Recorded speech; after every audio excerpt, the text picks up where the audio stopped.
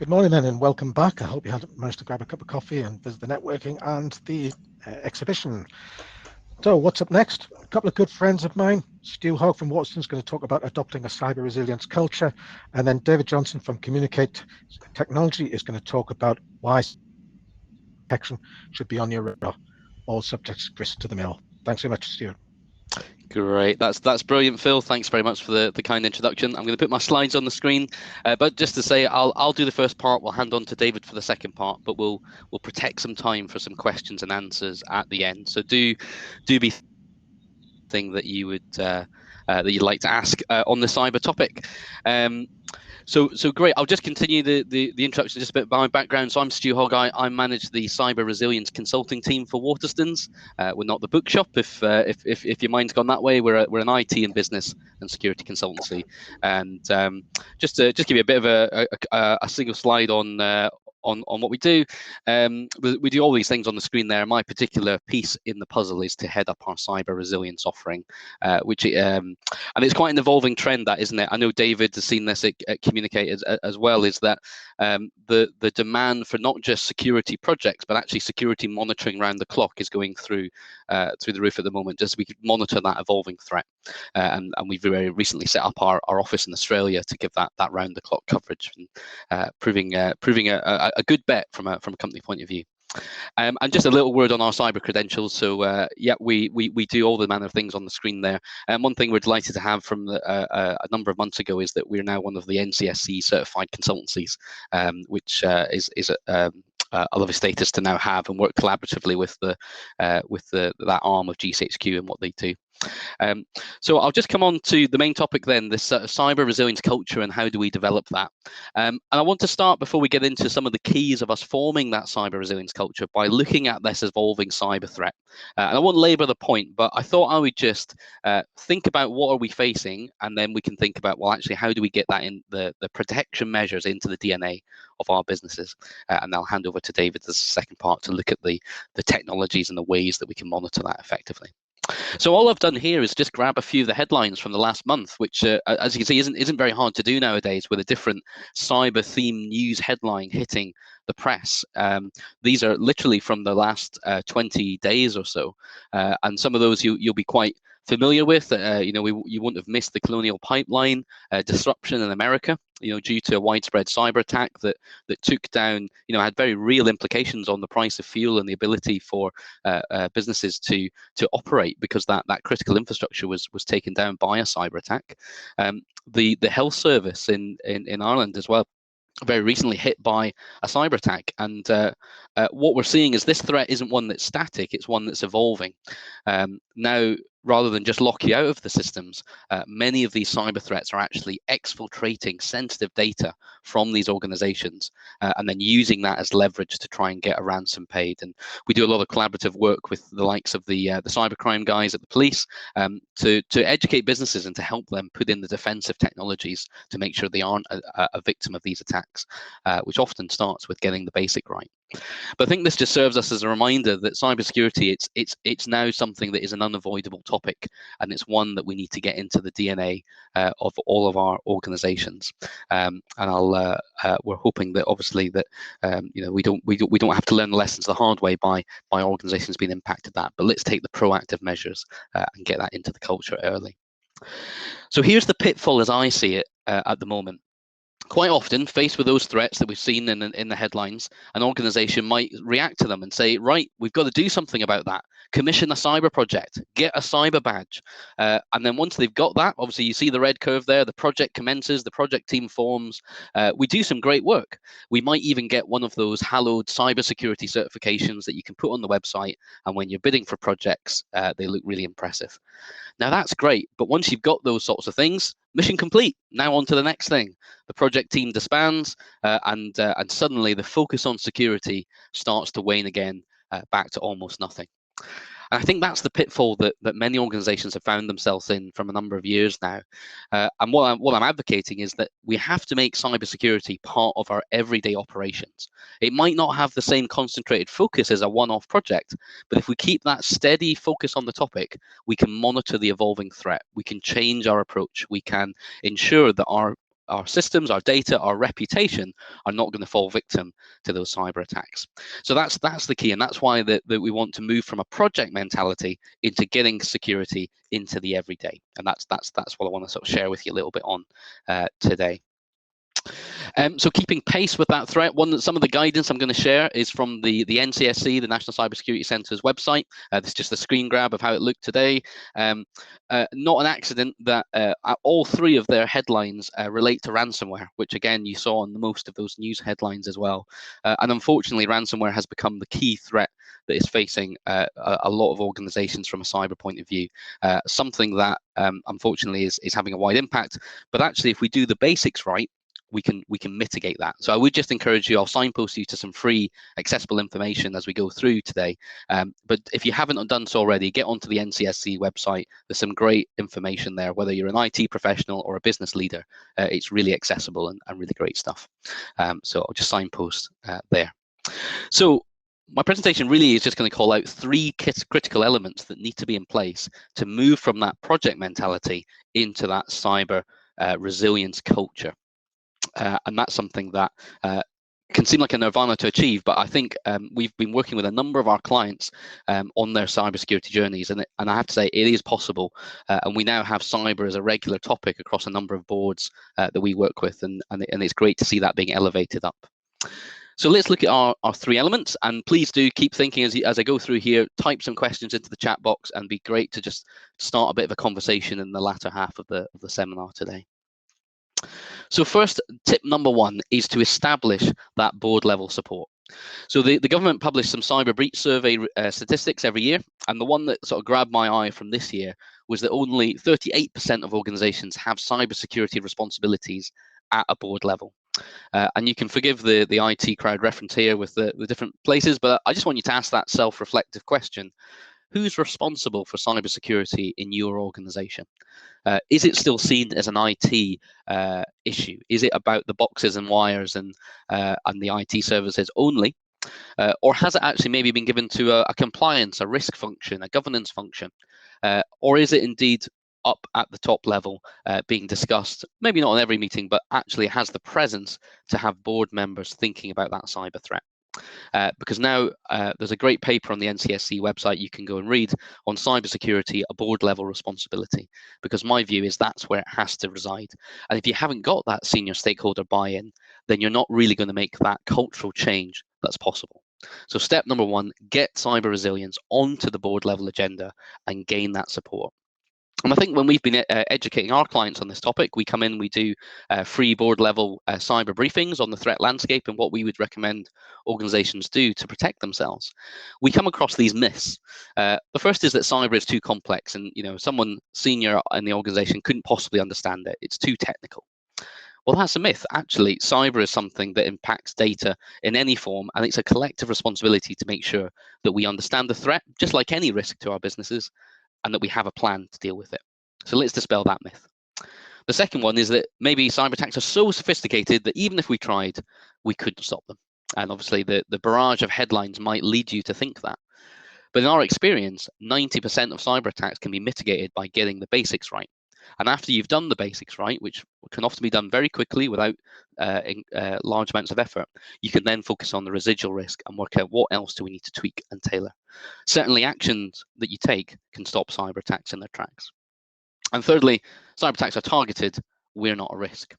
And unfortunately, again, another myth, because now we're seeing this such a range of drive-by cyber attacks that they're just trying the doors, looking for easy targets and really indiscriminately hitting organizations that don't have those protections. And that's where we need to educate, elevate the topic up, and make sure there's a culture of thinking about that risk and responding to it, just like we would any other.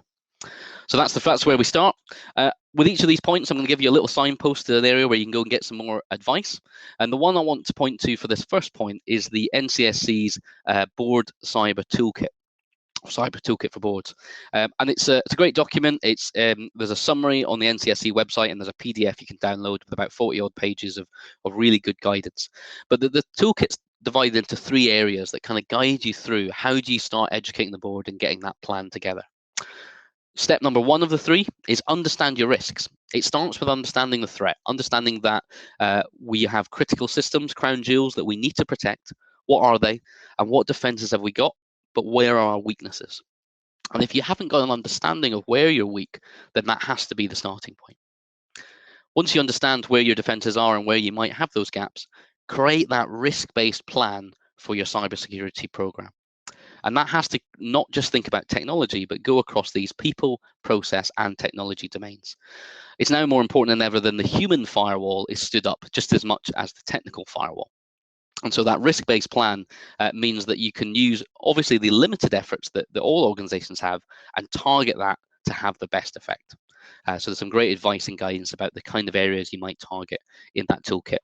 And then make it part of the culture, manage the risk, look at your security measures on an ongoing basis, think about your key suppliers, think about your key partners. How are they going to help you stay on top of that as the threat environment changes? So I'm not going to go any further into detail on this guidance, but simply just to signpost you to that resource, the Cybersecurity Toolkit for Boards, and say it's a great handbook if you've yet to start this journey, or even if you have and you just want to collaborate on get that content out there so that you can get the buy-in from senior stakeholders, get a vision from where you're going, and then get that plan moving, then I definitely recommend looking at that. So tip number one, get board level support. Number two, continually improve your cyber maturity. This is a little maturity graph that we use to help our clients understand where are they now, but where do they want to be. You'll see on here that you might think your organization is somewhere down the bottom. Maybe you've got some of the fundamentals in place, but actually you've got an aspiration to be higher up here. The key thing in coming up with a plan is using some of these best practice frameworks as a guide. Don't make them the be all and end all. It's not about getting a badge at the end of the day, although there are benefits to doing that. It's using these bodies of knowledge, and you might have come across the government Cyber Essentials scheme, the 10 Steps to Cybersecurity, which is an NCSC body of knowledge, or even the Enterprise ISO standard on information security 27001. They're all great sources of information to pull to help inform your plan and get that maturity up there, but keep them in the right place. Don't make them the be all and end all. And we would say go on this journey. If you haven't got the fundamentals in place, very much described by the Cyber Essentials, lock the front door first. That means that 90% of the risk is mitigated and that those drive-by cyber attacks aren't going to be successful. Once you've done that, start moving up this curve. Look at the 10 steps of cybersecurity, which start to bring in people, process. And then if you've got the appetite, let's get up to the best practice in the ISO 27001 standard, which starts to look beyond your boundaries and thinks about critical suppliers, not just your own infrastructure. And the nirvana is this security first culture where we are briefing top management, we're testing our response, we're looking at that evolving threat. And there's no badge that can get you there. So you'll see I've just put a reassuring padlock at the top there. But that's the vision, isn't it? Let's get our maturity going. And let's not have an endpoint where we high five and get the badge and disband, but let's keep challenging ourselves to improve. And one tip, again, on the second point is to signpost you to the updated NCSC guidance on the 10 steps to cybersecurity. You might have been familiar with this graphic. This is the one that's been used for a number of years on the 10 steps to cybersecurity. The 10 steps have been around for almost a decade, would you believe it? And they've had slightly different branding, but they've had these 10 areas that you should focus on. Just last month, the NCSC republished the 10 steps. So there's now this graphic that you'll find on their website. And it's quite interesting. They've kept 80% of it's the same, but they've made some tactical changes to appreciate the changing cyber threat. The guidance is now much more focused on your exposure to threats like ransomware, the importance of having your backups offline and air-gapped so that they can't be corrupted by cyber attacks, and also starts to extend the thinking not just to your own IT network, but what about those cloud platforms that you use? What about the key supplier that hosts that service for us? Cybersecurity is no longer just about your own boundaries. We have to think of that entire digital supply chain. So I'd really encourage you, if you haven't come across it, there's no badge that you can get, but it's a great body of knowledge to go, right, I've got my cyber essentials, where do I go next? The 10 steps to cybersecurity is great. And you'll notice that step number 1 on the top left is get your risk management sorted, which very much ties into the toolkit for boards. Once you've done that, train your people, know what you've got, start configuring your IT network in the right way. And then at the back end of the standard, we start thinking about logging and monitoring and managing incidents, testing that we've actually got the capability to respond to an incident if it should happen. So there's some good tips there, and all this information freely available on the NCSE's website. And I would say this is in particular where we see 10 steps as a great tool and a self-reflective one, is use this, go and find the information and use it as a bit of a mirror to hold up against your organization. Put a red, amber, green against each one of these 10 steps and say, what are we good at, but actually what are we not so good at? And I think we've seen a real culture of people changing from a defend mentality into one that's much more, maybe it's not if, maybe it's when. So we have to be prepared should the worst happen on that cyber threat landscape. So yeah, just a signpost to the 10 steps there. Again, a great body of knowledge to go and investigate. And the third and final point to developing that cyber resilience culture is around monitoring the threat and then testing your defenses. So the threat environment is always changing, and I think that's where we need to understand, well, where are we getting those inputs from? For us, it's really key that you get those trusted sources from multiple places. Best practice can be gained from the likes of the NCSC. They also have a regular threat briefing you can subscribe to, and there's a secure portal that security professionals can exchange information called the CISP. Again, great avenues to share information. But there's also other partners. You'll have these from your IT and your technology side of your estates. How are key vendors equipped to tell us when there is a vulnerability to those systems that we use? And what about our IT partner or security partner? Are they equipped so that we know those threats in advance and that we can respond to them quickly? Cybersecurity is now a game saying that we're much stronger together. So how do we pool our respective knowledge? How do we pool and educate everyone on how we can best respond to this evolving threat landscape? We would always encourage you to do at least an annual threat briefing to your senior stakeholders so that they understand how things have shifted. If you think back to those headlines in the news, we're now seeing them evolve to a much greater data exfiltration risk. In the past, it was mostly corruption, and now we have to make sure that our businesses are ready to respond to that. Once we've got our trusted sources ready, we can also then establish our monitoring capability and our response plans. And I'm not going to go into too much detail on this because I know David's going to unpack that box of SIEM and SOC and what we can do in that technical world to make sure we're monitoring the systems effectively. But I just want to share the principle that, have you got a response plan ready? What if the worst should happen? And I think we find that it's very easy to overlook the disaster recovery, the major incident planning in our organizations, because there doesn't, on the face of it, appear to be a direct benefit. But those things come into their own if we ever had to use them in anger.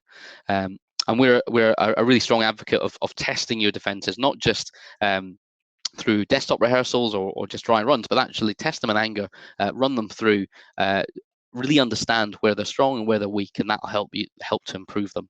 And quite often it's not the technical elements of the plans that are the issue. It comes down to the softer things. How would we communicate out to our suppliers? What if the incident wasn't actually our systems? What if it was that key supplier that hosts all of our information? How would we respond to that type of cyber incident? So there's a number of scenarios that we should start to unpick, understand, and get that into the culture that, you know what, nobody's 100% protected in the cyber world. So what are we doing to have that plan together? And once you've got those plans and those monitoring systems and capabilities, test the defenses. And I think that's where we've seen much more of a focus now in terms of people going through. Obviously, on the back of the pandemic, there's been lots of focus now about working remotely and the resilience of our IT systems now more than ever. But given the escalation in the cyber threat over the number of years, that test is now not a far-flung possibility, but actually something very probable. And I think we could all point to people in our respective sectors or business areas that we know have been impacted by a cyber attack. So it's important that we have that reassurance in place. I'm just going to share another tip just to finish that third point, is that, again, another NCSC resource that's freely available you can go and use is one called Exercise in a Box. It's an online portal, free service where any organization can sign up and they can run through a number of pre-prepared disaster scenarios. Everything from what if a ransomware attack were to happen to our company through to what if the CEOs clicked on a phishing email, how would we respond to that? And there's a number of pre-prepared scenarios with different injects so that you you can think about how your plan works on the ground. So the idea is you get all the people in your business together who will be involved in a cyber incident, sit them around the table for an hour, and then run through the scenario. And the website prompts you as to what's happened and you can reflect on how your plan would stand up. So it doesn't have to be expensive. It's a great way to start the journey. And actually, once you've got the level of confidence from these sorts of tools and this sort of desktop rehearsal, then you can move in to get greater assurance and do some greater levels of testing. But again, just another great resource, and you'll see all the URLs and hyperlinks to these in the corner there. So I think I've taken my 15 minutes of my of my side of the presentation. I'm just about to hand over to David, but just to recap, developing that cyber resilient culture, the 3 points I want you to take away: secure the board level mandate, because without that we're going nowhere. And out of that, if you use things like the board toolkit, there's a great mechanism for getting that risk-based plan in place. Secondly, continually review and improve your cyber maturity, and if that little arrow was quite helpful, just to say, maybe we're here and maybe we want to be here, then please use it. And I'd certainly advocate looking at the new 10 steps to cybersecurity framework that's just recently been refreshed. Really helpful body of knowledge, and now particularly thinks about the likes of ransomware and how organizations can stop that threat in its tracks. And then monitor the evolving threat and test your defenses. And of course, that goes right across the people, process, and technology domains. And we've seen this a huge focus now in clients thinking about, well, actually, who are our partners? Who would we call upon should the worst happen? And I know both David and I operate security monitoring centers, SOCs, in our organizations, and that's something that is now helping organizations stay on top of that threat, which can really has that 24/7 nature to it. So that's all I wanted to share. What I propose, we'll go back to questions at the end. So I'm going to quickly hand over to David to launch into the second half of the presentations. And then if you've got any questions, we can cycle back round and I'll send out my slides with my contact details if there's anything of interest that you want to discuss offline as well. So great. So David, I'll hand over to yourself and look forward to hearing your side of the presentation. Yeah, thank you. Hopefully you can all hear me okay, touch wood. So yeah, if there's any questions, just put them in the box at the right hand side and we'll grab them toward the end. Obviously try and remember the ones for Stu as well, and we'll get to them. So a little bit about me. I'm David. I work for Communicate PLC. We're a IT, telecoms and cybersecurity company based around the UK, predominantly offices in the north. But we have some offices down in Kent and down in London as well. We've been around since 2011, blah, blah, blah, and all the things you would expect to see. Everything cyber related we do, from monitoring, consultancy, and everything in between. And our clients range from one-man bands all the way up to global companies, some of the biggest companies on the planet, and everything in between. So there's no stupid questions here. So, I've only been in cyber for 12, 13 years, and every day's a school day for me. So feel free to ask anything if it's not completely obvious. So I wanted to take a little bit of a step back and look at cyber criminals themselves and talk a little bit about who they are and why they do things, just to get more of an idea. On what Stuart's mentioned in the past is a lot of my clients who've had breaches have said, well, I don't understand why I've been targeted, or I don't understand why I've been hacked. I don't do this, I don't do that.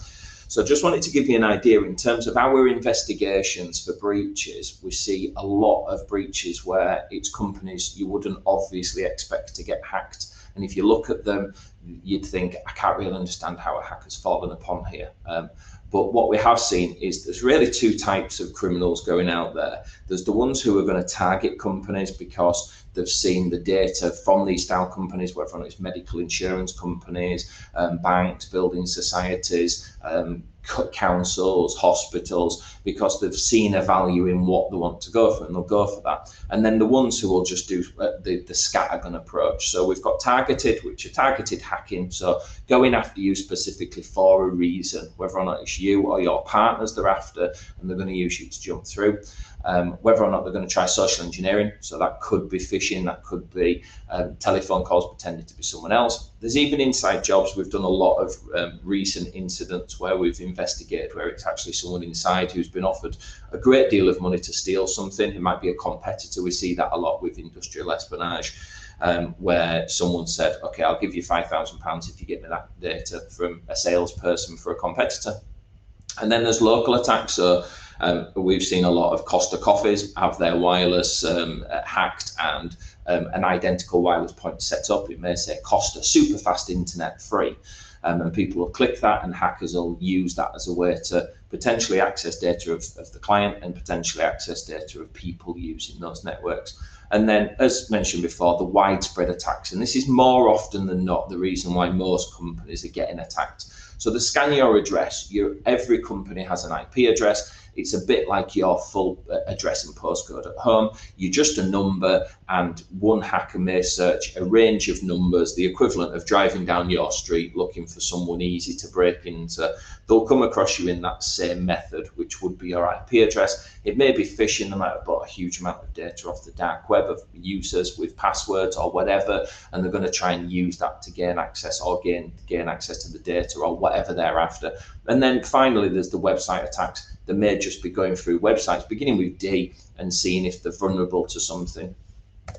The Y, that's the obvious one. Money, disrupt services, which is not that common. Steal data, but again, that's normally for money. To show off, we've seen a lot of hackers breaking websites, hacking companies, just to say they've done it and be able to publish it to their peers on various forums.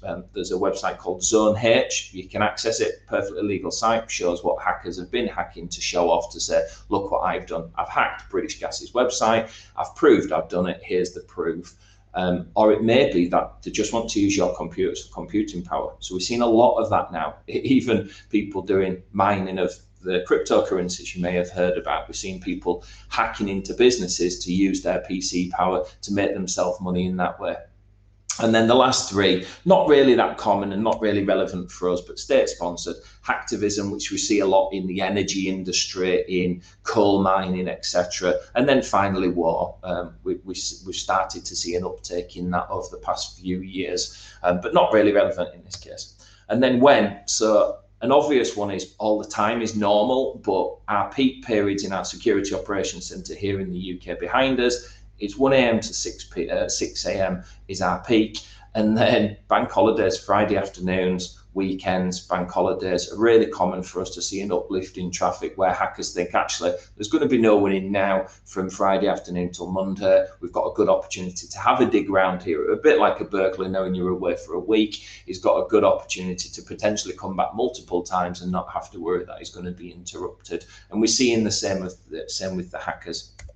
The how is really less relevant, but if we break down this big list, which is the current common ways that hackers are gaining access, we'll see malware and phishing at the top, which is an obvious one. But if we look at website-related attacks, so if you've got a website where you might have data, you might take credit cards, you might have a customer login or a client login section, that covers a lot of the website style attacks. And they may just want to roll your website over. Maybe they may be paid by a competitor, on the dark web for £100. I could take down any company's website I wanted for way less than £100 or $100 sometimes. And then the second one is what we class as the social engineering. So less of the technical style exploits, but people using phishing, people using text messages, people pretending to be other people. And then zero-day exploit covers a lot of those where they might do a mixture of the two. So you can see there's a lot of ways people are attacking, and not all of these are just targeted at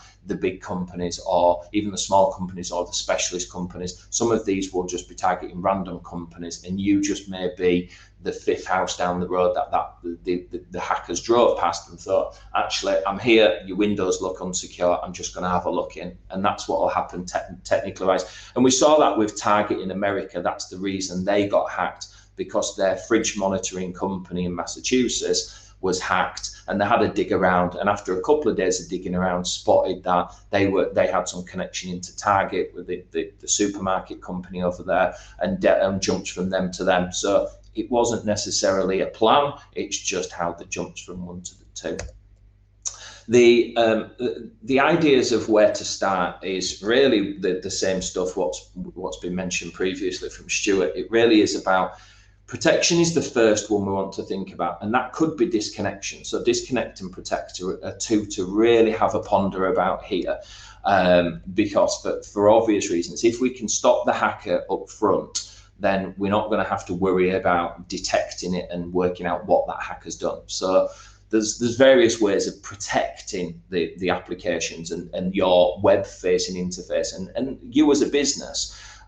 And I know a lot of these terms you may not know, but these are common ways of protecting these style of things. If you've got endpoints, good antivirus is obviously the basic thing to do, and not installing things that you don't need and locking down things that you don't need on there. And then better than antivirus is a technology called EDR, endpoint detection and response. And these are quite expensive technologies, but actually stop huge amounts of attacks. And over 90% of the attacks we investigate would have been stopped by one of these technologies. Web application, your firewall will probably have an option to be able to protect your web application firewall. So that's a real good one to think about. And applications, don't just go for someone who's really good at design and really good at doing the prettiness. Make sure there's security thought about, and at least they're talking to you saying, this is what we've done to make sure your application's secure. Might be a web application, it might be an internal application, might be a cloud-based application. All these things are going to have your data in there, or likely to have some data in there.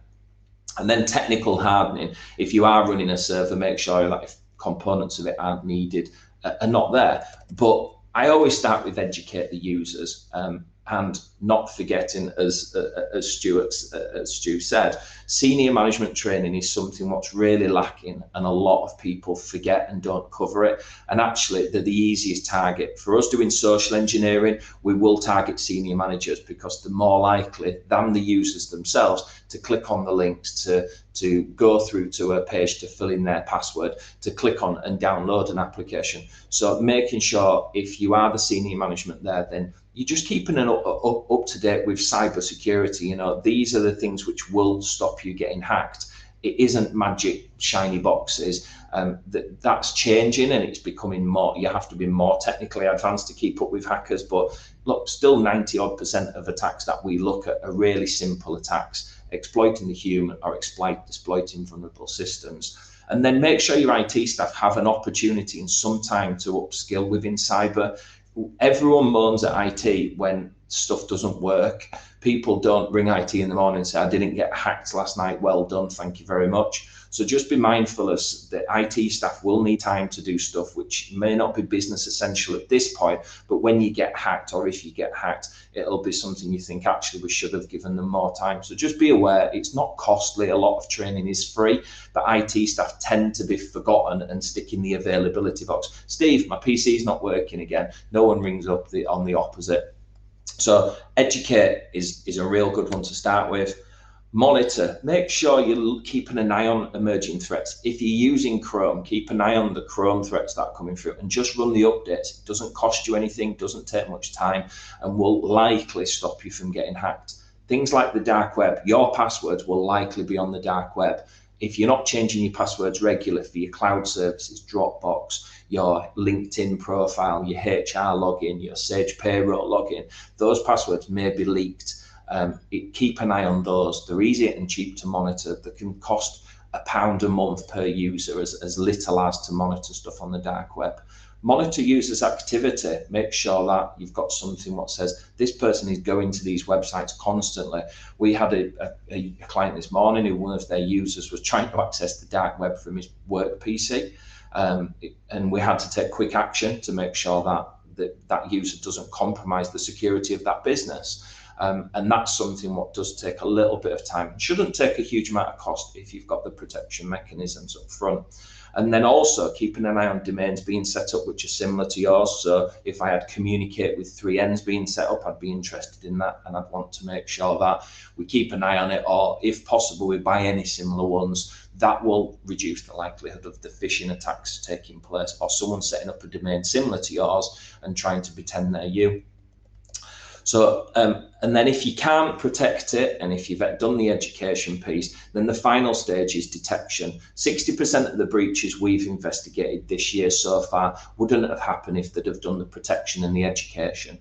And it's over 60%, but that also means 40% of them would have got through that because there were technical style attacks. We know the majority of big attacks are compromising education, the education piece and the protection piece would have stopped it, but we still need to think about technology. And that's starting to get into buying real technologies here. And finally, if you can't detect it and you can't protect against it and your education piece isn't great, then log everything. All technology has the capability of spitting out logs. Gather that somewhere and keep it safe. The amount of clients who ring the ICO and say we've had a breach, and then an investigator like us or like Waterstons goes in a month later, gets to the bottom of it and says you haven't had a breach, you've had an incident and you've had no data loss. But by this time the ICO's involved going, well, why have you told us if you haven't?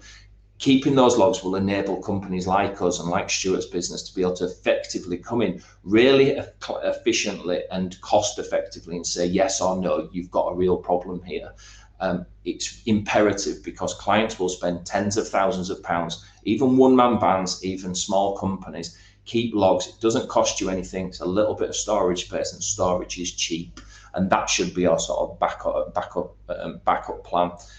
If you are going to look at detection, then I'm going to send these slides out because we're running low on time, but I want you to think about the whole stages of buying something like a SIEM solution or a monitoring detection solution. People just focus on this first couple of stages here, buying the technology and configuring it, and that's fine. Technology is an easy one to solve. There's some really good technologies out there. Installation, configuration and tuning. The vendor can look after that. Most of the clients I see who've had a breach but have technology have forgotten this section, forgotten about someone looking at the alerts, someone deciding if it's real and someone eradicating the threat. And that's 24/7 that needs to be done. Again, I've put the peak periods up in the top corner so you can see it. And also people don't have a company to call when it happens. Look, most companies will do it. Most good cybersecurity companies will do incident response. Speak to them, get an agreement in place so you can pick up the phone if an incident happens. It's not worth doing it the day you have your breach. Companies like ours will put you on a retainer free of charge, give you a telephone number free of charge. If you want a guaranteed SLA of someone turning up on site, then there's a small cost, but that's what people tend to forget. So in conclusion, be really good at the basics. Stuart mentioned it, I've mentioned it, the NCSC mentioned it, patching, updating. Just make sure you're doing that commonly. And if you can't protect against it, detect it. And if you can't afford or you haven't got the staff or the capability to detect a breach, then just run the logs. As previously mentioned, the NCSC is a really good resource. It's plain English, it's not over technical, but it's a good place to start.